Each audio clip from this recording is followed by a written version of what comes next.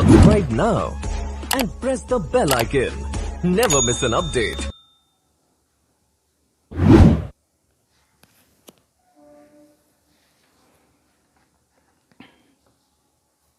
Question number 51, लैंगिक तथा अलैंगिक जनन में अंतर लिखें। लैंगिक तथा अलैंगिक जनन में अंतर लिखें। इसका आंसर है, एक तरफ हम लैंगिक जनन लिखेंगे, एक तरफ अलैंगिक जनन लिखेंगे। लैंगिक जनन, इस प्रक्रिया के द्वारा उत्पन्न संतान अपने जनकों से भिन्न होते हैं। अलैंगिक जनन में इस प्रक्रिया से उत्पन्न संतान आनुवंशिक रूप से जनकों के समान होते हैं। दूसरा, इस प्रक्रिया में अर्धसूत्री विभाजन तथा निषेचन अहम है। अलैंगिक जनन में दूसरा, इसमें केवल समसूत्री विभाजन होता है। तीसरा, इसमें जननांग का निर्माण मुख्य रूप से होता है, इसमें जननांग का निर्माण नहीं होता है। चौथा, इसमें दो जनक भाग लेते हैं, इसमें केवल एक ही जनक भाग लेते हैं। पांचवा, इसका क्रम विकासीय महत्व है, इसमें इसका क्रम विकासीय महत्व नहीं है। फिर से देख लेते एक बार। लैंगिक तथा अलैंगिक जनन में अंतर लिखे। तो आंसर जब भी हम लिखेंगे तो एक तरफ लैंगिक जनन लिखेंगे, एक तरफ अलैंगिक जनन लिखेंगे। ये 5 हम लिखे हैं, इसमें से कम 3 लिखना जरूरी है। 2 मार्क्स का क्वेश्चन है। देखें, इस प्रक्रिया के द्वारा उत्पन्न संतान अपने जनकों से भिन्न होते हैं। अलैंगिक जनन में क्या होता है, इस प्रक्रिया से उत्पन्न संतान आनुवंशिक रूप से जनकों के समान होते हैं। लैंगिक जनन में इस प्रक्रिया में अर्धसूत्री विभाजन तथा निषेचन अहम है, इसमें केवल समसूत्री विभाजन होता है। तीसरा, इसमें जननांग का निर्माण मुख्य रूप से होता है, इसमें जननांग का निर्माण नहीं होता है। इसमें 2 जनक भाग लेते हैं, इसमें केवल एक ही जनक भाग लेते हैं। इसका क्रम विकासीय महत्व है, इसका क्रम विकासीय महत्व नहीं है। क्वेश्चन नंबर 52 की तरफ चलते हैं। कहता है, वाष्पोत्सर्जन क्रिया का पौधे के लिए क्या महत्व है। वाष्पोत्सर्जन क्रिया का पौधे के लिए क्या महत्व है। आंसर है, पौधे में प्रस्थियों के छिद्र से जलवाष्प के रूप में जल बाहर निकलने की क्रिया को वाष्पोत्सर्जन कहते हैं। उसके बाद, यह जल के अवशोषण की दर को नियंत्रित करता है या रसारोहण के प्रति उत्तरदायी होता है तथा पौधे में तापमान का संतुलन बनाए रखने में सहायता करता। अतः पौधे के लिए वाष्पोत्सर्जन की क्रिया का बहुत बड़ा महत्व होता है। अभी तक हम 52 क्वेश्चन देख लिए हैं, सभी क्वेश्चन बहुत ही इम्पोर्टेंट हैं। देखिए फिर से, वाष्पोत्सर्जन क्रिया का पौधे के लिए क्या महत्व है। वाष्पोत्सर्जन की क्रिया का पौधे के लिए क्या महत्व है। आंसर है, पौधे में प्रस्थियों के छिद्र से जल वाष्प के रूप में जल बाहर निकलने की क्रिया को वाष्पोत्सर्जन कहते हैं। यह जल के अवशोषण की दर को नियंत्रित करता है या रसारोहण के प्रति उत्तरदायी होता है तथा पौधे में तापमान का संतुलन बनाए रखने में सहायता करता है। अतः पौधे के लिए वाष्पोत्सर्जन की क्रिया का बहुत बड़ा महत्व होता है। आगे देखते हैं क्वेश्चन नंबर 53। कहता, स्थलीय जीव और जलीय जीव श्वसन क्रिया के लिए किस प्रकार का ऑक्सीजन प्राप्त करते हैं। आंसर है इसका, जलीय जीव जल में घुली ऑक्सीजन का उपयोग श्वसन क्रिया में करते हैं। जल में घुली हुई ऑक्सीजन की मात्रा वायु में उपस्थित ऑक्सीजन से बहुत कम होता है, इसलिए जलीय जीवों के श्वसन की दर स्थलीय जीवों की अपेक्षा अधिक होती है। मछलियां अपने मुंह के द्वारा जल लेती है और बलपूर्वक उसे फ्लोएम तक पहुंचाती है, वहां जल में घुली हुई ऑक्सीजन को रुधिर प्राप्त कर लेता है। फिर से एक बार, स्थलीय जीव और जलीय जीव श्वसन क्रिया के लिए किस प्रकार ऑक्सीजन प्राप्त करते हैं। आंसर है, जलीय जीव जल में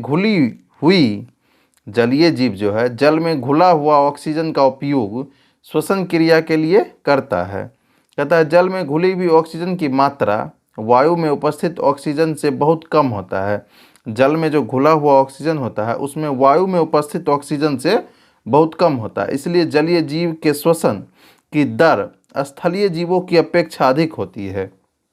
यानी कि जलीय जीव जो है श्वसन का दर जो है स्थलीय जीव की अपेक्षा क्या होता है, बहुत अधिक है होता है, अधिक होती है। मछलियां अपने मुंह के द्वारा जल लेती है, मछलियां जो है अपने मुंह के द्वारा जल लेती है और बलपूर्वक उसे फ्लोम तक पहुंचाती है, वहां जल में घुली हुई ऑक्सीजन को रुधिर प्राप्त कर लेता है। आगे क्वेश्चन नंबर 54 कहता है विषम पोषी पोषण से क्या समझते हैं, विषम पोषी पोषण से क्या समझते हैं। आंसर है पोषण जिसमें कोई जीव, पोषण जिसमें कोई जीव भोजन का स्वयं संश्लेषण नहीं कर सकता बल्कि पोषण के लिए अन्य जीवों या पौधे व जंतुओं पर निर्भर करता है, विषम पोषी पोषण कहलाता है। फिर से देखते हैं, कहता है विषम पोषी पोषण से क्या समझते हैं। तो इसका आंसर है पोषण जिसमें कोई जीव भोजन का स्वयं संश्लेषण नहीं कर सकता है बल्कि पोषण के लिए अन्य जीवों, पौधों व जंतुओं पर निर्भर करता है, विषम पोषी पोषण कहलाता है। आगे देखते हैं क्वेश्चन नंबर 55 कहता है परिसंचरण तंत्र से आप क्या समझते हैं, परिसंचरण तंत्र से आप क्या समझते हैं। तो आंसर है परिसंचरण तंत्र या वाहिका तंत्र, परिसंचरण तंत्र को ही हम लोग वाहिका तंत्र भी कहते हैं। तो कहता है परिसंचरण तंत्र या वाहिका तंत्र अंगों का वह समुच्चय है जो शरीर की कोशिकाओं के बीच पोषक तत्वों का यातायात करता है। इसमें रोगों से शरीर की रक्षा होती है तथा शरीर का ताप एवं पीएच स्थिर बना रहता है।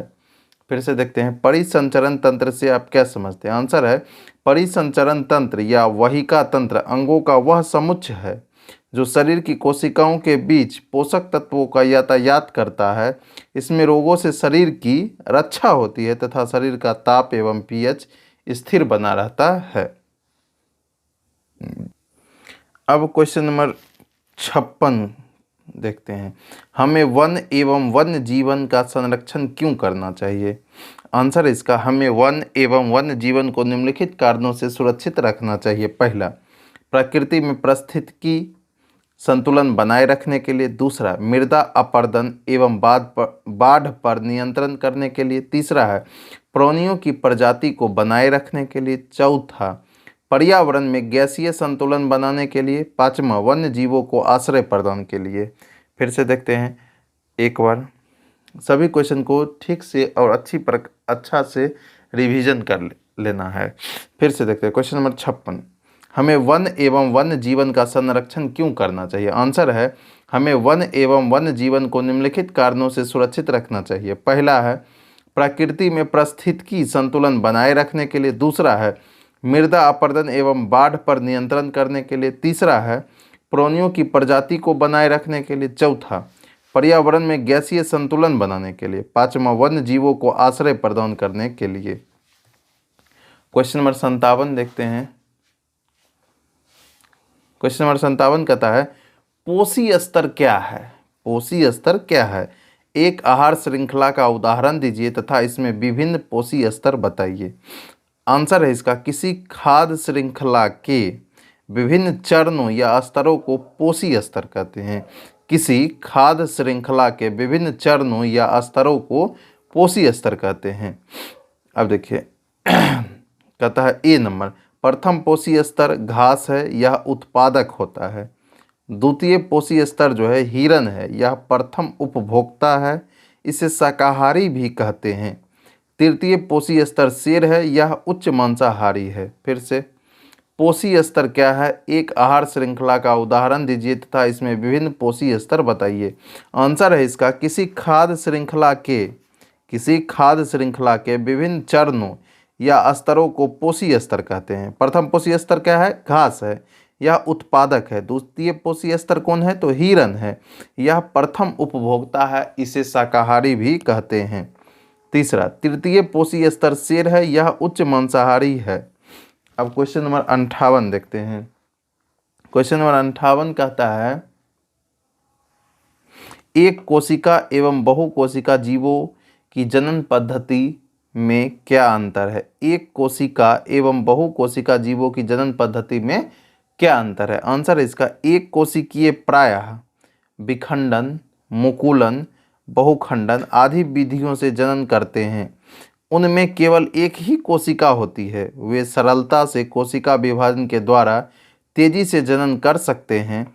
बहुकोशिकीय जीवों में जनन क्रिया जटिल होती है और यह मुख्य रूप से लैंगिक जनन द्वारा होती है। फिर से, एक कोशिका एवं बहुकोशिका जीवों की जनन पद्धति में क्या अंतर है? आंसर है इसका, एक कोशिकीय प्रायः विखंडन, मुकुलन, बहुखंडन आदि विधियों से जनन करते हैं। उनमें केवल एक ही कोशिका होती है। वे सरलता से कोशिका विभाजन के द्वारा तेजी से जनन कर सकते हैं। बहुकोशिकीय जीवों में जनन क्रिया जटिल होती है और यह मुख्य रूप से लैंगिक जनन द्वारा होती है। क्वेश्चन नंबर 59 कहता है, पादप में प्रकाशानुवर्तन किस प्रकार होता है? पादप में जो है प्रकाशानुवर्तन किस प्रकार होता है? तो आंसर है इसका, पौधे में बाह्य उद्दीपनों को ग्रहण करने की क्षमता होती है तथा उसके अनुसार उसमें गति भी होती है। पौधे में ऐसी गति को अनुवर्तन कहते हैं या ट्रॉपिज्म या अनुवर्तनी गति कहते हैं। प्रायः ऐसा देखा जाता है कि पौधे के अंग प्रकाश की ओर गति करते हैं। इसी गति को प्रकाशानुवर्तन कहते हैं। इस प्रकार की गति पत्तियों और वनों में स्पष्ट देखा जा सकता है। फिर से देखते हैं, पादप में प्रकाशानुवर्तन किस प्रकार होता है? आंसर है, पौधे में बाह्य उद्दीपनों को ग्रहण करने की क्षमता होती है और उसके समय और उसके अनुसार उसमें गति भी होती है। पौधे में ऐसी गति को प्रायः अनुवर्तन कहते हैं या ट्रॉपिज्म या अनुवर्तनी गति भी कहते हैं। प्रायः ऐसा देखा जाता है कि पौधे के अंग प्रकाश की ओर गति करते हैं। इसी गति को प्रकाशानुवर्तन कहते हैं। इस प्रकार की गति पत्तियों और वनों में स्पष्ट रूप से देखा जा सकता है। क्वेश्चन नंबर 60 कहता है, पाचक एंजाइमों के क्या कार्य हैं? पाचक एंजाइमों के क्या कार्य है? आंसर इसका, पाचक एंजाइम जटिल भोजन को सरल, सूक्ष्म तथा लाभदायक पदार्थ में बदल देता है। इस प्रकार से सरल पदार्थ छोटी आंत द्वारा अवशोषित कर लिए जाते हैं। फिर से, पाचक एंजाइमों के क्या कार्य हैं? आंसर है, पाचक एंजाइम जटिल भोजन को सरल, सूक्ष्म तथा लाभदायक पदार्थ में बदल देता है। इस प्रकार से सरल पदार्थ छोटी आंत द्वारा अवशोषित कर लिए जाते हैं।